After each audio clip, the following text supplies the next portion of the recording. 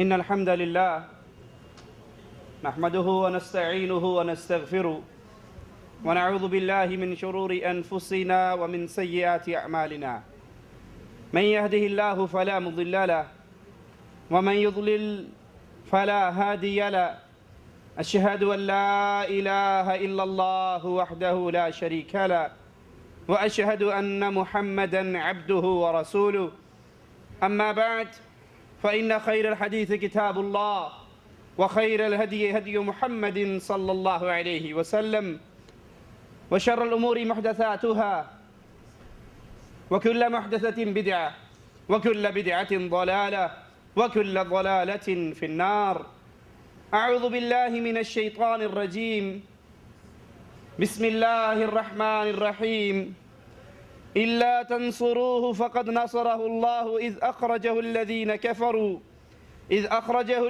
كفروا ثاني اثنين إذ هما في الغار إذ يقول لصاحبه لا تحزن إن الله معنا فأنزل الله سكينته عليه وأيده بجنود لم تروها وجعل كلمة الذين كفروا السفلى وكلمة الله هي العليا والله عزيز حكيم.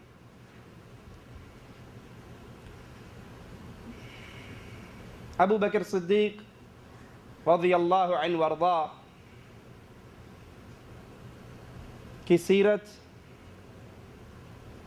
اسلام کے لیے آپ کی خدمات، اس پر انشاءاللہ اللہ کی توفیق سے گفتگو کریں گے.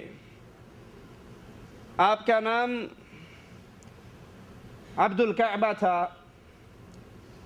جب آپ مسلمان ہوئے تو رسول اللہ صلی اللہ علیہ وسلم نے آپ کا نام عبداللہ رکھا. آپ کی کنیت ابو بکر اور آپ کا لقب صدیق. آپ کے والد کا نام عثمان اور ان کی کنیت ابو قحافہ، والدہ کا نام سلمہ. ابو بکر کا شمار سرداران مکہ میں ہوا کرتا تھا. جب رسول اللہ صلی اللہ علیہ وسلم نے لا الہ الا اللہ کی دعوت اہل مکہ کے سامنے پیش کی تو ابو بکر صدیق رضی اللہ عنہ وارضا وہ پہلے شخص تھے جو مردوں میں سب سے پہلے ایمان لے کر آئے. اور رسول اللہ صلی اللہ علیہ وسلم کے ساتھ ابتدائی طور پر نماز پڑھنے والوں میں بھی آپ کا نام شمار کیا جاتا ہے. ابو بکر صدیق رضی اللہ عنہ وارضا اسلام لاتے ہی وہ لا الہ الا اللہ کی دعوت جس کو آپ نے تسلیم کیا، آپ نے مانا، اس کی نشر و اشاعت میں مشغول ہو گئے. آپ کا لوگوں سے ملنا جلنا بہت زیادہ ہوا کرتا تھا. اسی لیے آپ نے جب اس دعوت کو عوام میں، اپنے دوستوں میں، اپنی مجلسوں میں بیان کرنا شروع کیا تو آپ کی دعوت سے، آپ کی تبلیغ سے بہت سے لوگ مسلمان ہوئے، جن میں عثمان غنی رضی اللہ عنہ وارضا، حضرت زبیر، عبد الرحمن بن عوف، طلحہ بن عبید اللہ، سعد بن ابی وقاص. یہ ابو بکر صدیق رضی اللہ عنہ وارضا کی دعوت سے، ان کی محنت سے، ان کی کوششوں سے اسلام کے اندر داخل ہوئے اور لا الہ الا اللہ پڑھ کر اللہ کے نبی علیہ السلام کے ابتدائی ساتھیوں میں شامل ہوئے. حضرت بلال رضی اللہ عنہ وارضا جب اس لا الہ الا اللہ کی دعوت کو سنتے ہیں، دل میں اتر جاتی ہے، ایمان لے آتے ہیں. ان کا مالک، کیونکہ حضرت بلال غلام تھے، اس لا الہ الا اللہ کے پڑھنے کے جرم میں ظلم کی چکی میں آپ کو پیس کے رکھ دیتا، کہیں تپتی ہوئی ریت پہ لٹا دیتا، کہیں بھاری پتھر آپ کے سینے پہ رکھ دیتا، کہیں آپ کو رسیوں میں باندھ کر مکے کی گلیوں میں گھسیٹتا. حضرت بلال رضی اللہ عنہ وارضا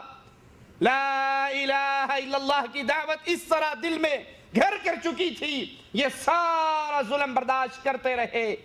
اور لا الہ الا اللہ کی پکار سے اس آوازے سے باز نہ آئے۔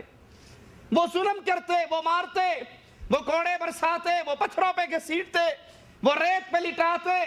وہ چٹانوں کے نیچے دباتے، اور ان کی زبان ایک ہی لفظ کہتی رہتی، احد احد احد۔ تم جتنا مار سکتے ہو مار لو، جتنا ظلم کر سکتے ہو کر لو، بلال اپنی زبان سے یہی آواز لگائے گا، اللہ ایک ہے، اللہ ایک ہے، الہ ایک ہے۔ جب حضرت بلال رضی اللہ عنہ وارضاہ پہ ظلم و ستم بڑھ گیا، ابو بکر صدیق رضی اللہ عنہ وارضاہ حضرت بلال کو خرید کے اللہ کے نام پر آزاد کر دیتے ہیں، رہا کر دیتے ہیں۔ رسول اللہ صلی اللہ علیہ وسلم بیت اللہ میں نماز پڑھ رہے، سجدے میں گئے، کافروں کی ٹولی بیٹھی ہوئی، عقبہ اٹھتا ہے، اپنی چادر کو لپیٹتا ہے اور رسول اللہ صلی اللہ علیہ وسلم کی گردن میں ڈال کر اس کو بل دیتا ہے، یہاں تک کہ اللہ کے نبی صلی اللہ علیہ وسلم شدید تکلیف محسوس کرتے ہیں، آپ کے گلے میں ڈال کر آپ کی گردن کو بھینچتا ہے، گلے کو دباتا ہے۔ ابو بکر صدیق باہر سے آئے، یہ منظر دیکھا تو دوڑتے ہوئے اس کافر کو دھکا دیا اور اپنی زبان سے یہ آواز لگائی، اتقتلون رجلا ان یقول ربی اللہ، اے ظالموں، تم اللہ کے اس بندے کو صرف اس جرم میں قتل کرنا چاہتے ہو کہ اس کا آوازہ یہ ہے کہ میں ایک اللہ کی عبادت کرتا ہوں، یہ ربی اللہ کہتا ہے، یہ اللہ کو اپنا رب مانتا ہے، اپنا معبود حقیقی مانتا ہے۔ وَقَدْ جَاءَكُمْ بِالْبَيِّنَاتِ مِنْ رَبِّكُمْ، اور اس کا یہ دعویٰ صرف دعویٰ نہیں ہے بلکہ اپنے اس عقیدے پر، اس دعوے پر یہ اللہ کی طرف سے آیات اور نشانیاں لے کر آیا ہے۔ تمہارے رب کی طرف سے نشانیاں آ چکی ہیں، تمہارے رب کی طرف سے دلیلیں آ چکی ہیں، اس کا جرم صرف اتنا یہ ہے کہ یہ اللہ کو اپنا رب مانتا ہے، تم اس لیے اس کو مارتے ہو۔ کفار مکہ نے رسول اللہ صلی اللہ علیہ وسلم کو تو چھوڑ دیا اور سارے ابو بکر صدیق پہ پل پڑے، اتنا مارا، آپ زخمی ہو گئے، چہرہ آپ کا سوج گیا۔ قافلے والے آئے، اٹھا کر گڑھڑی بنا کر کپڑے میں ڈال کر گھر لے گئے، ابو بکر صدیق بے ہوش، لیکن یہ اللہ کے نبی سے محبت کرنے والے، یہ رسول کریم صلی اللہ علیہ وسلم سے سچا پیار کرنے والے، ہوش آتے ہی سب سے پہلا سوال یہ کیا کہ رسول اللہ صلی اللہ علیہ وسلم کی کیسی طبیعت ہے، ان کی کیفیت کیا ہے، ان کا حال کیا ہے۔ وہ قبیلے والے جو آپ کی قبیلے کی محبت میں آپ کے ساتھ آئے تھے، یہ جملے سن کے ناراض ہو کے واپس چلے گئے کہ اسی کے لیے مار کھائی ہے، اسی کے لیے زخمی ہوا ہے، اور ہوش آنے کے بعد پھر محمد صلی اللہ علیہ وسلم کے بارے میں سوال کرتا ہے۔ آپ کے پاس آپ کی والدہ رہ گئی، والدہ کچھ پینے کے لیے لے کر آئی کہ بیٹا تو زخموں سے چور ہے، یہ دودھ کچھ پی لے، تیرے جسم میں جان آئے۔ کہنے لگے اللہ کی قسم اے میری ماں، اس وقت تک کھانا اور پینا مجھ پہ حرام ہے جب تک میں محمد کریم صلی اللہ علیہ وسلم کا چہرہ نہ دیکھ لوں۔ سہارا لے کر اسی کیفیت میں چلتے ہیں، اللہ کے رسول صلی اللہ علیہ وسلم کے پاس پہنچتے ہیں، آپ کے چہرے کی زیارت کرتے ہیں اور زبان حال سے کہنے دیجئے، فرماتے ہیں اے نبی کریم صلی اللہ علیہ وسلم، آپ کو صحیح سلامت دیکھ کر، امن میں دیکھ کر میرے سارے غم اور دکھ اور زخم بھول گئے ہیں۔ نبوت کے 10ویں سال جب اللہ کے رسول صلی اللہ علیہ وسلم کے چچا ابو طالب، جو اللہ کے نبی سے محبت کیا کرتے تھے، پیار کیا کرتے تھے، آپ کا دفاع کیا کرتے تھے، اگرچہ مسلمان نہیں تھے، اگرچہ کلمہ نہیں پڑھا تھا، لیکن بھتیجے کی محبت میں وہ آپ کے ساتھ شانہ بشانہ کھڑے ہوا کرتے تھے۔ اگر کفار نے آپ کو گھاٹیوں میں بند کیا تو ابو طالب اپنے بچوں کو لے کر خود بخود آپ کے ساتھ محصور ہونے کے لیے آ گیا۔ ابو طالب فوت ہوئے اور اس کے 3 دن کے بعد حضرت خدیجہ رضی اللہ تعالی عنہا، آپ کی بیوی، غمگسار بیوی، آپ سے بے انتہا محبت کرنے والی، کہ حضرت عائشہ رضی اللہ تعالی عنہا بھی پوچھتی ہیں، اے اللہ کے نبی صلی اللہ علیہ وسلم، خدیجہ میں وہ کیا بات ہے؟ فوت ہوئے سال ہا سال گزر گئے، آج بھی اس کو یاد کرتے ہو،